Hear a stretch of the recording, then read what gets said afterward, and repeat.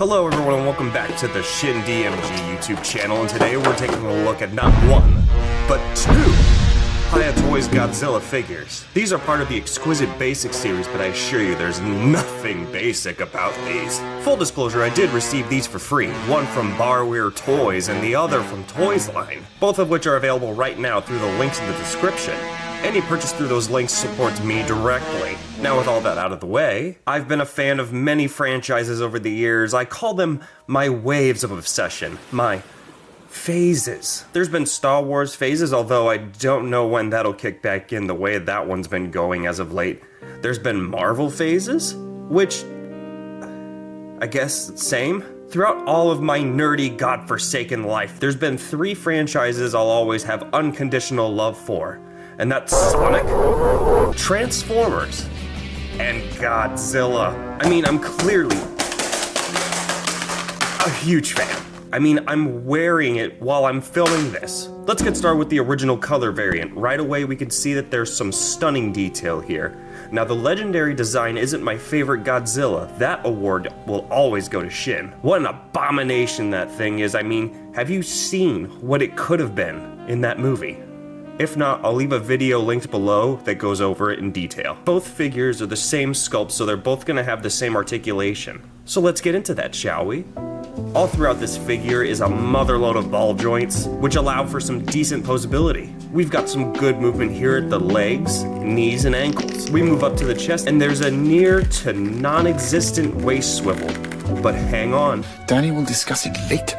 The shoulder all the way down to the wrist articulate decently as well. Articulation in the neck through the head is good as well. The jaw can open to reveal that it has an articulated tongue, which is unnecessary, but we love the attention to detail. Now let's get to that tail. Highly articulated, and you can get all sorts of curved poses out of it. Also doubles as a weapon. The posability is halfway between an old NECA figure and SH Monster Arts.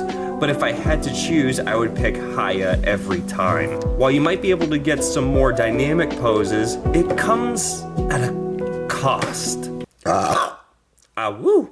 Just breathe on this thing and this figure turns to ice cream in Disney World, melting away at the slightest touch.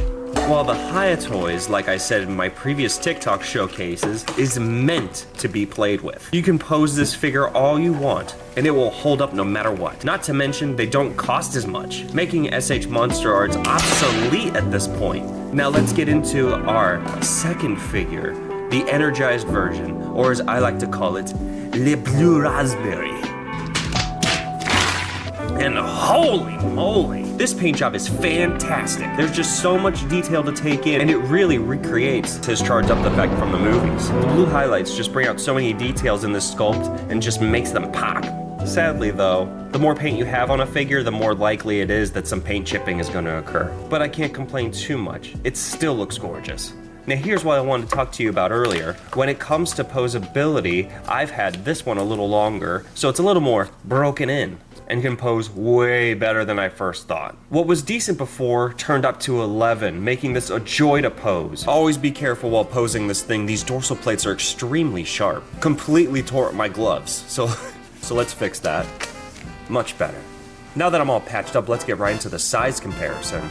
Here they are next to my SH Monster Arts GMK Goji, my Ben Presto Shin Kamen Rider, my previous review, the Ling Ji-hun Gypsy Danger, and next to the inspiration behind me getting into reviews in the first place, the Jobby the Hong plush. Both these figures are fantastic, and if you're looking for a definitive legendary Godzilla, look no further than Hiya Toys, because in my eyes, it can't get much better than this. The only thing I wish it came with, especially the energized version, I mean, forget these janky closed fist hands I'll never use, just give me a dang-gone atomic breath accessory, so I can make this figure do what it was meant to do. And with that being said, I give these a 9 out of 10, near perfection, but I can't with good conscience call it 100% flawless when it doesn't include that quintessential accessory. I don't think that's too much to ask for, do you? Nobody cares! Let me know what you think. Are you gonna pick one of these up? If you are, don't forget to use those links in the description, and subscribe, because I have more reviews on the way. Because every Godzilla needs a good monkey.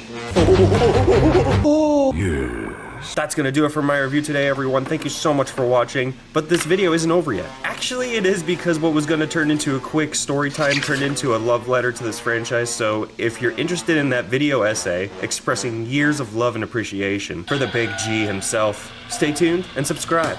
I'll see you then.